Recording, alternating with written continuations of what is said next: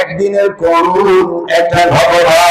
আম্মা আয়েশা রাদিয়াল্লাহু তাআলা আনহা বিশ্বনবী মুহাম্মদ সাল্লাল্লাহু আলাইহি সাল্লামকে গোসল করানোর জন্য জলচকি করে দিলেন। চার পায়ার জলচকির উপর আল্লাহ নবী বসলেন। বাবা আল্লাহ নবীর গাম লাগে আম্মা আয়েশা পানি ঢালতেছিলেন। ও বাবা আম্মা আয়েশা রাদিয়াল্লাহু তাআলা আনহা নবীজির পিঠ মুবারক কসলাইতেছে। পিঠ কসলাইতে যখন ঘাড় মুবারকের কাছে হাত গেল, আল্লাহ নবী সামন দিকে ঝুঁকে বসলেন।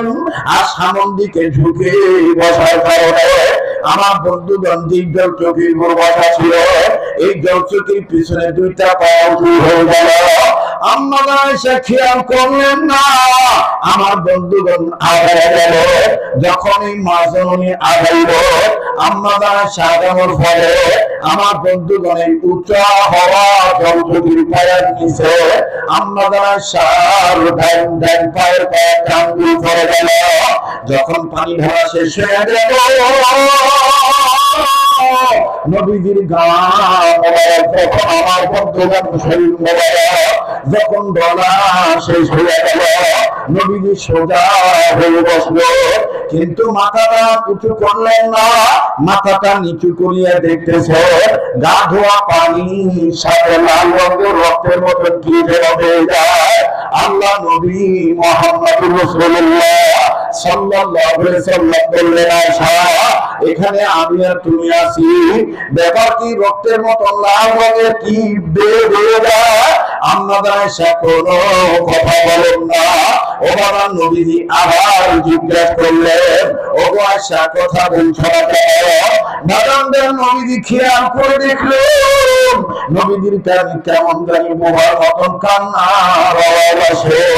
আমার বন্ধুগণ আল্লাহ নবী বুঝতে পারলেন আম্মা আয়েশা আমার আপনার মা, নবীদের বিবিগণ আমাদের মা।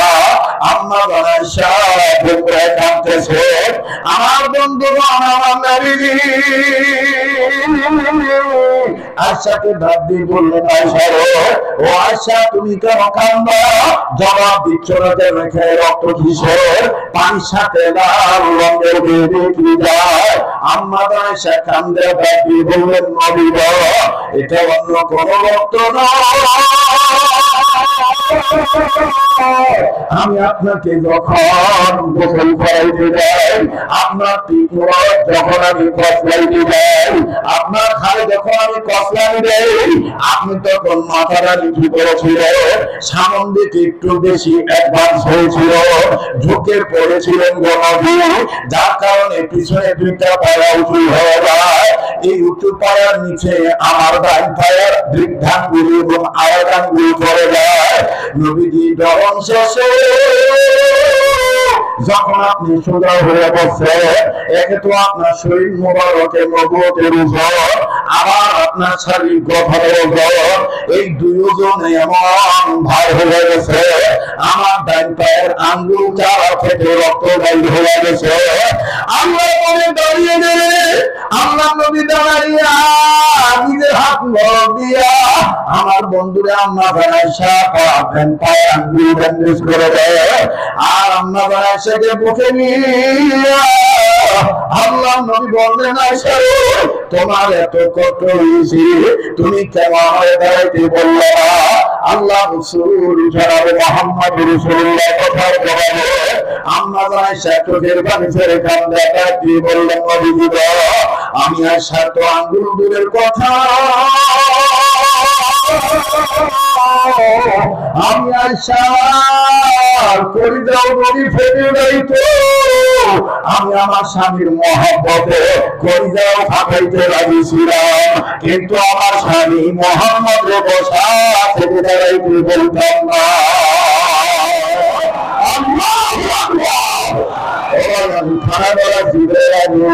জিবরাইল আমিন হাজির হয়ে গেল। জিবরাইল আমিন হাজির হয়ে ডাক দিয়ে বললেন, ইয়া রাসূলুল্লাহ আম্মা আয়েশার এই খেদমত আল্লাহ তো পছন্দ করছে, আল্লাহ পাক বলে দিয়েছে এই আয়েশাকে আল্লাহ যে জান্নাত দিবেন হাসর ময়দানে দুনিয়াতে যে নারীরা তাদের নিজ নিজ স্বামীর গোসলের জায়গা রেডি করে দিবে, স্বামীর গোসলের আসবাবপত্র রেডি করে দিবে, আমার আল্লাহ তাআলা ওই স্ত্রীগণদের আম্মা আয়েশার সাথে জান্নাতে দিয়ে দিবে। ইমাম আহমদ ইবনে হাম্বল ডাক দিয়ে বলতেছেন, ও এই পাঁচজন নারীর সাথে এই পাঁচজন নারী জান্নাতে যাবে। এবার যুবক বললেন, হুজুর আমি এতক্ষণে বুঝতে পারছি আপনি যদি ইমাম আহমদ ইবনে হাম্বল না হন আপনি তার নিকটে হবে। হুজুর মনে কিছু নিবেন না, নাম যদি না বলেন হাত খাওয়াবে, আমি আপনার হাতের সাথে মুসাফা করি। এবার ইমাম আহমদ ইবনে হাম্বল হাত দেওয়ার আগে ডাক দিয়ে করব, আমি তোমার হাত দিতে পারি আর শর্তের বিনিময়ে আমি যে ইমাম আহমদ ইবনে হাম্বল তুমি কোনদিন এই টাকা উড়ে বলবা না। বলে কেন বলবো না? বলে বললে আমার ভিতরে আমিয়াত আইসা যাবে, আমার মধ্যে বড়ত্ব ঢুকে যাবে, আমার কথা নবী স্বপ্নের মাধ্যমে তার উম্মতদেরকে বলে কথাটাও দিব, তুমি এটা কোনদিন প্রকাশ করবা না। যুবকের বাবা দিবে হলো আমি নাম প্রকাশ করবো না ঠিক, কিন্তু আপনি আমার হাত আপনার হাতে হাত রেখে আপনি আমার একটা বড় করো। আজকে দেখে আপনি আমার রুহানি পিতা, দুনিয়া আমার মা নাই বাবা নাই, আপনি আমার রুহানি পিতা। বাকি জীবন আপনার রহমতে, বাকি জীবন আপনার পরামর্শে আল্লাহ এবং আল্লাহ রাসূলকে পাওয়ার আশায় সব থেকে খেলবো।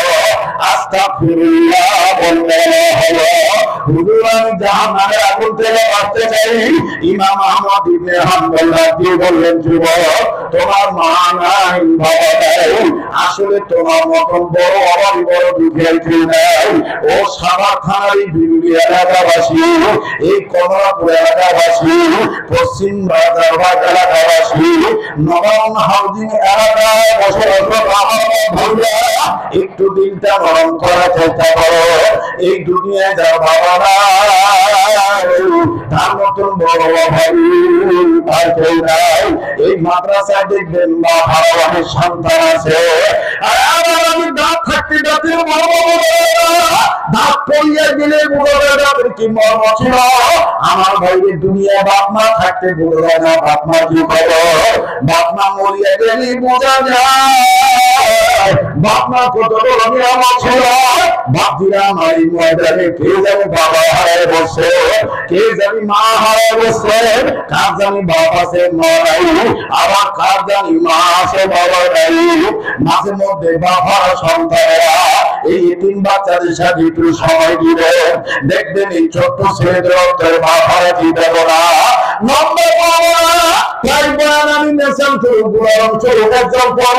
আমি দিয়া থাকি বাজার আপনারা শুনিয়া থাকেন। আজও আপনাদেরকে 2-1 মিনিটের মাধ্যমে কথা পরিষ্কার করে জানাই দিতে চাই। আসরের নামাজের পর নিজ বারান্দা আমার বন্ধুগণ মাদ্রাসার ছাত্রদের খেলা দেখতেছি, বড় ভালো লাগতেছে বাচ্চাদের খেলার বিষয়। এরকম রাস্তার সর্বঙ্গ মাদ্রাসা মেন গেটের দিকে নজর দিয়ে দেখি একজন বাবা হাতে ব্যাগ নিয়ে দাঁড়ায় আছে, ব্যাগের মধ্যে চানাচুর বিস্কিট প্যাকেট দেখা যায়, আর ভিতরের দিকে উকি দুকি মারতেছে, তার মানে সন্তানকে তালাশ করতেছে। কোন ছাত্র বাবা জানা যাচ্ছিল বাবা মেয়ে হঠাৎ করে 5-7 জন ছাত্রের মতো হইতে একজন ছাত্রের গায়ে আমার বন্ধুগণ গেঞ্জি পরা, ছাত্রটার গায়ে গেঞ্জি হাফাটা গেঞ্জি ঘামে পানিতে ভিজিয়ে রয়েছে, বিভিন্ন জায়গায় ময়লা ধুলাবালি লাগানো। এই ছাত্রটা দৌড়ানো খেলা বন্ধ করিয়া দিয়া ছাত্রদেরকে ডাক দিয়ে বলে, আমি আর আজকে খেলবো না, ওই যে আমার আব্বু আছে, আমি আমার আব্বুর কাছে যাই। মুসলমান ভাইরা আমার বাবার পায়ে সন্তান দৌড়ানো, কিন্তু যুবক ভাইরা তুমি আমি যেই বাবার গুঁড়ো করে দাঁড়িয়ে, তুমি আমি যেই বাবার নোংরা বলে দাঁড়িয়ে, আমার বন্ধুগণ ওই বাবাকে টাকা দেখি এই বাচ্চা ছেলেটাকে কোনো ঘৃণা করলো না। ঘামান্ত আমার বাইরের পানিতে ভিজা গেঞ্জি, এই গেঞ্জির দিকে তাকাইলেন না, ছেলেটা তোর মারা দেখে হাতের ব্যাগটা নিচে ঠুইয়া দুই হাত বাড়া এরকম করে ডাক দিয়ে কয় বাবা ছাত্র ভাইটা বাবার কাছে যাইয়া আমার বন্ধুগণ সালাম দিয়া বাবার সাথে মুসাফা করলেন, বুকের সাথে বুক লাগাইলেন। আব্বা ছেলেটার কপালে চুমা দিয়ে কয় আব্বু তুমি কেমন আছো? ছেলেটা ডাক দিয়ে আমি ভালো আছি আব্বু। আমার বাড়িতে আমাদের বাড়িতে আম্মু কেমন আছে? ভাইয়া আপু কেমন আছে? এই বাপ বেটার আদরের দৃশ্য খুব ভালো লাগতেছিল, কিন্তু বাজান যে বারান্দায় থেকে দৃশ্যটা দেখতেছিলাম পিতা পুত্রের আদর দৃশ্য, ওই একই বারান্দায় আমার থেকে কয়েক দূরে আর একটা 11-12 বছর ছেলে বারান্দার গ্রিলের সাথে মাথা ঠেকাইয়া ঝর্ণার মতন পানি চোখের পানি ছাড়িয়া গুমরা গুমরা কান্দে আর ডাক দিয়ে বলে আল্লাহ আমার আব্বা কি কোনদিন রাখবে না। সেটা কান্না আমার বন্ধু বান খুব খারাপ কাছে যা ডাক দিয়ে বললাম বাবা তোমার কি বাবা নাই? সেটা কান্দা ডাক দিয়ে বলে হুজুর আমার বাবা ছিল 2 মাস আগে আমার আব্বা অ্যাক্সিডেন্টে মারা গেছে, আজকে কেন কান্দ? ডাক দিয়ে বলে হুজুর এই ভাইয়া আব্বা আদর দেখে আমার আব্বার কথা মনে হয়ে গেছে। হুজুর আমার আব্বা ওই রকম ভাইয়া আব্বার মতন বিস্কিট ছাড়া ফেলে দেখে কি আর থাকতো। আমার আব্বা তো মাদ্রাসার হুজুরদেরকে বলিয়া আমার নিয়ে বাজারে নিয়ে যাইতো, আর আমার দোকান থেকে অনেক সদার দাদি কিনে দিত। হুজুর এই ভাইয়ার আব্বার আদর দেখে আমার আব্বার কথা মনে হয়ে গেছে। ভাই এই দুনিয়ায় যার বাবা নাই তার মতন বড় দুঃখী আর কেউ নাই। আমি জানি না এই ময়দানে কার মা বাপ নাই, মা বাপ কবর থেকে কাঁদো আর ডাক দিয়ে বলে বাবা দুনিয়া মাহফিলে গেলি আমাদের মজলিসে গেলি আমাদের কবরের খবর নিয়ে আমাদের জন্য একটু দোয়া করলিয়া কবরে সে খবর পাইলা। দুনিয়ায় যদি কোনো ছেলে মেয়ে বাপ মার জন্য কান্দে ছেলে মেয়ের চোখের পানি মুছিলা বাপ মা কবর মাফ করিয়া দিবে। ও মায়ের পাগলেরা বাবা পাগলেরা মায়ের লাগে একটা ডাক দেন না আমাকে বলেন না আল্লাহ, আবার বলেন না আল্লাহ, আর একবার বলেন না আল্লাহ। দেখেন বলেন তারপরে কি বলো একটা আমল দিয়ে দিলে আমিও সেই কথাটা বলবো, তাহলে দুনিয়াও শান্তি থেকে বাঁচতে পারবেন আর আখিরাতে আমার ভাইরা কবরের জমিনে জাহান্নামের আযাব থেকে বাঁচতে পারবেন। আমি আপনাদেরকে বলছি বলবো, তবে মাত্র 2-3 মিনিট ছোট্ট একটা আবদার করব। যে কোরআন ইমানদার বান্দাদেরকে জাহান্নামের আগুন থেকে নিজে বাঁচতে হবে, অপরকে বাঁচাইতে হবে আল্লাহর নির্দেশ আছে। এই কোরআন শরীফের পারা সংখ্যা 30 পারা, এই 30 পারা কোরআন শরীফকে মহব্বত করলে একটু পরে মুনাজাতের পূর্বে হাফেজ ছাত্রদের মাথায় পাগড়ি দেওয়া হবে। এরপরে আমার বন্ধুরা কৃষ্ণ হুজুর আপনাদেরকে নিয়ে দোয়া করে আপনাদেরকে নিয়ে ইনশাআল্লাহ বিদায় দিবেন। আমার বন্ধুগণ তবে দোয়ার আগে যে হাতটা দিয়ে বারবার কাবা ঘুরি, যে হাতটা আল্লাহ ওদের হাতের সাথে লাগানো, এই হাতটা আপনাদের কাছে বিছাইয়া একবার কোরআন শরীফকে মহব্বত করে এই ময়দানে মা বাবা সন্তান হিসেবে এমন কোন তরবি সন্তান আছেন নাকি? 1000 টাকা আমার এই হাতে দিবে মুক্ত মাদ্রাসায় কোরআনের শিক্ষা অর্জনের পথে আপনি প্রাক মনে করিয়া আল্লাহ বান্দা মাহবুব বান্দাদের হাতে দিবে। আমার ভাইরা খবর আমার হাতে দিবেন, একটু আমার হাতের সাথে হাত লাগাবেন, একটা নিয়োগ করে আমার হাতে দিবেন, একবার কোরআন শরীফকে মহব্বত করিয়া একটা নিয়োগ করে দিবেন।